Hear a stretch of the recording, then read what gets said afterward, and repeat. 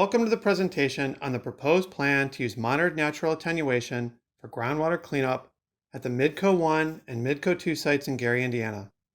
I'm Greg Gehrig, and I work for the United States Environmental Protection Agency, or EPA, and I'm the remedial project manager for these sites. The agenda includes an introduction to the MIDCO 1 and MIDCO 2 sites, a history of the sites, the status of these sites today, a description of the proposed alternative, additional resources, and then how to submit comments and questions. The proposed plan is to change the groundwater cleanup from pump and treat to monitored natural attenuation, or MNA. MNA allows natural processes to reduce contaminant concentrations over time. The groundwater is routinely monitored to make sure the process is working. The cleanup standards used to evaluate if MNA is working will also be updated. Here is the site team from EPA and Indiana. The potentially responsible parties, or PRP, are a group of entities that have taken responsibility for the contamination and the cleanup at the sites. They largely represent companies that sent waste to the sites. Here is a map of the sites along with a brief history. Both sites were hazardous waste storage, disposal, and recycling facilities. They are about 2.5 miles apart from each other in an industrial commercial area of Gary. Between them is the Grand Calumet River, or Grand Cal. Groundwater from both sites generally flows towards the Grand Cal. Fires at both locations in the 1970s destroyed approximately 70,000 drums total at both sites. EPA conducted removal actions from 1981 to 1989 to remove drums, tanks, and debris. And both sites were listed on the Superfund National Priorities List, MIDCO 1 in 1983 and MIDCO 2 in 1986. The PRP conducted an investigation at these sites from 1985 to 1989, and in 1982, a remedy was selected to address contamination in soil, sediment, and groundwater. Since 1992, there have been several decisions that slightly modify the remedy, including adding the chemical 1,4-dioxane. Here is a remedy of the remedial actions so far since the remedy was selected in 1992.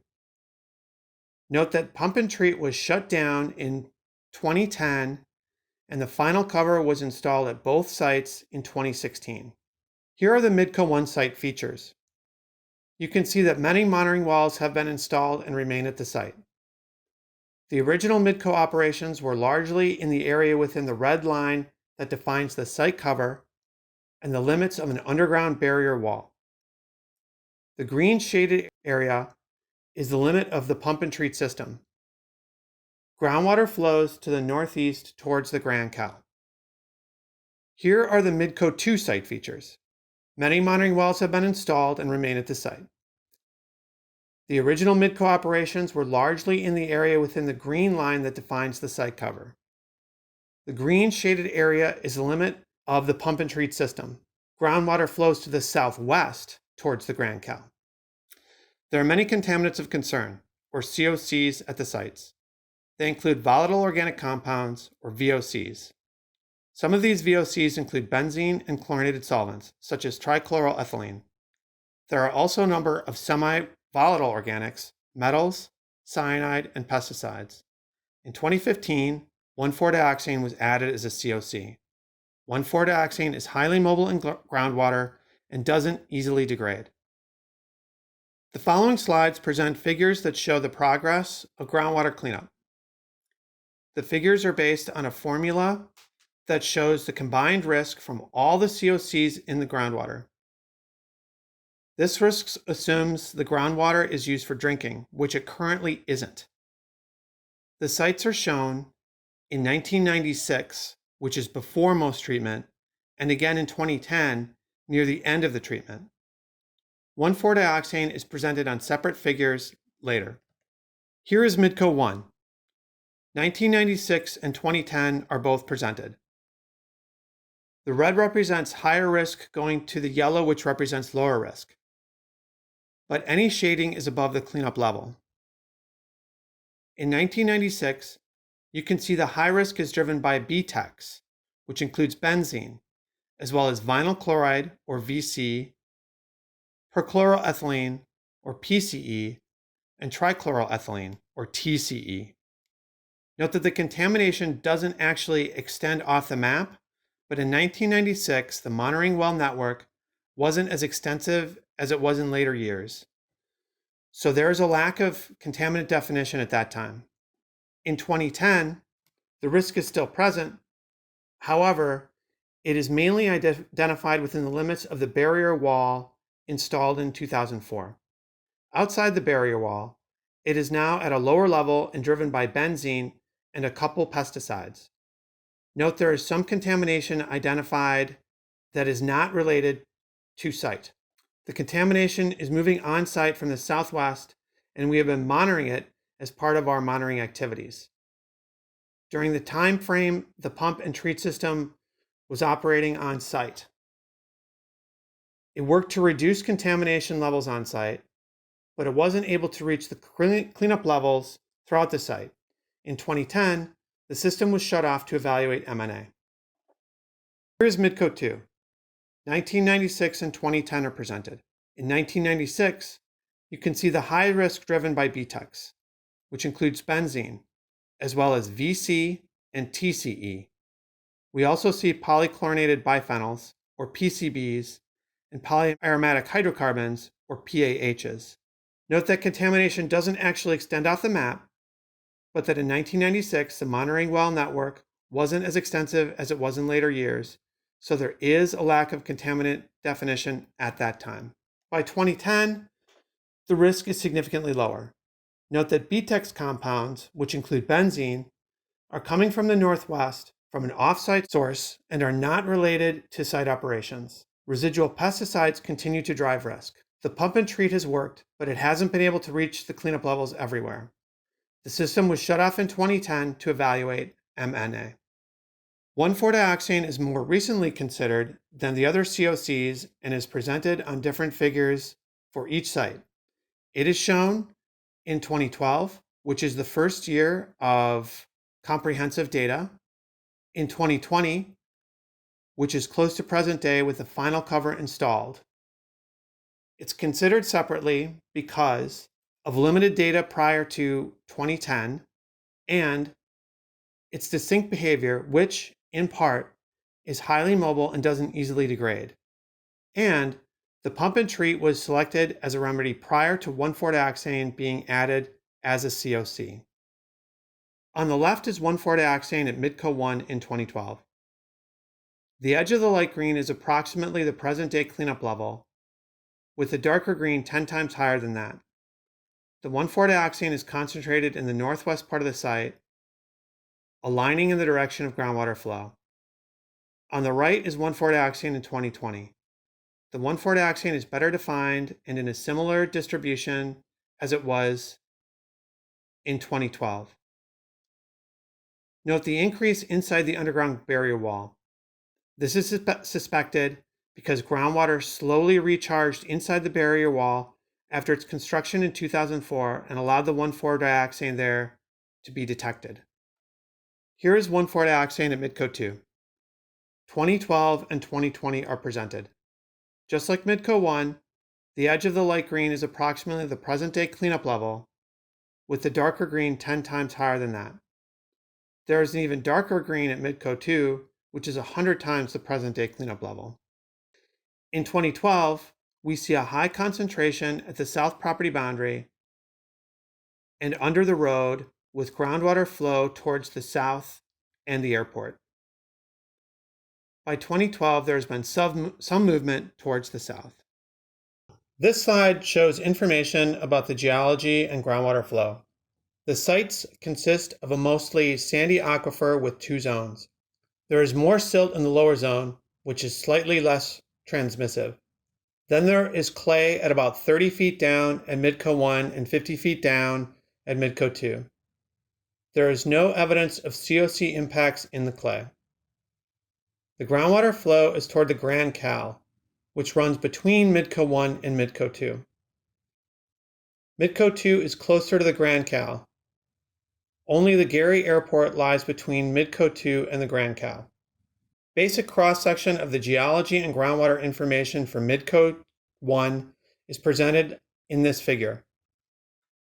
It shows the approximate distribution of 1,4-dioxane in yellow and follows the direction of groundwater flow. A basic cross-section of the geology and groundwater information for MIDCO 2 is presented in this figure. It shows the approximate distribution of 1,4-dioxane in yellow and follows the direction of groundwater flow. The figure shows the relative distance from the site to the Grand Cal. This slide presents the current status of the sites.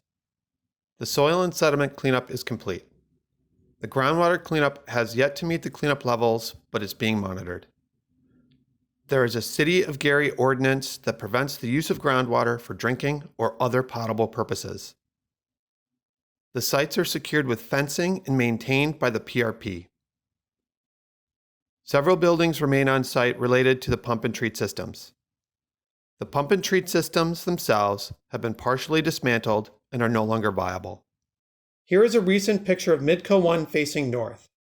The site cover area was recently mowed in this picture. You can see a monitoring well in the foreground and the treatment building in the background. An Indiana Department of Transportation facility is just to the west, which is to your left in the picture. Here's the recent picture of MIDCO 2 facing south. The site cover area was recently mowed in this picture. You can just make out monitoring wells in the field. In the far background is the treatment building and the Gary Airport. EPA's recommended alternative to pump and treat for the groundwater cleanup is monitored natural attenuation. To summarize the current status of COCs in groundwater, volatile organics remain, but they were largely addressed with the pump and treat system. Pesticides, metals, and semi-volatile organics have been detected sporadically at low concentrations, but there is no defined plume of these COCs. 1,4-dioxane is the only COC with a defined plume. Groundwater conditions and modeling were evaluated to determine if MNA is appropriate, and we determined that the chemistry of the groundwater will help some of the COCs degrade. The COCs should degrade and disperse to meet updated standards. The longest time for a COC to reach the standard is expected to be for 1,4-dioxane, at about 25 years for MIDCO 1 and just over 100 years at MIDCO 2. It is anticipated to reach the Grand Cal at low concentrations from MIDCO 2. Here are some additional considerations. There is a City of Gary ordinance prohibiting potable water groundwater use, along with deed restrictions also prohibiting groundwater use at many of the site parcels. No residential areas are affected by the sites. 1,4-dioxane at MIDCO 2 is migrating under airport property and will be closely monitored. The state of Indiana supports this proposed remedy change. The PRP will continue monitoring, maintenance, and sampling at the sites until the remedy is complete. If M&A doesn't appear to be working, additional alternate actions may be taken. The cost estimate to implement the remedy is $1,200,000 per site. When evaluating a cleanup option, EPA must consider the following 9 criteria: overall protection of human health and the environment, compliance with applicable rules and regulations, long-term effectiveness and permanence, reduction of toxicity, mobility, or volume through treatment, short-term effectiveness, implementability, cost, state support, community acceptance, which is the purpose of this presentation and the public comment period. M&A meets these criteria at a reasonable cost and in a reasonable time frame. The next steps are: EPA will continue to review comments up to the end of the public comment period on May 11th, 2022. We will then review and reply to public comments in a responsiveness summary. After that, EPA, in consultation with IDEM, will finalize the cleanup decision in a document called a Record of Decision. The Record of Decision will include the responsiveness summary. If selected, The M&A cleanup will then be implemented, which includes a modified scope of work to conduct the M&A program. This presentation and how to provide comments is available online at both the websites listed below. Comments may be provided at either the websites or by voicemail at 312-886-0555 or by filling out and mailing in the comment form in the fact sheet for those in the mailing area near the sites, or at the end of this presentation for those attending the public meeting. If you have questions, you can contact Janet, Charles, or me at the contact information provided on this slide. Thank you very much for your interest in the proposed cleanup plan for the MIDCO sites. We look forward to your comments and questions. Goodbye, and please take care.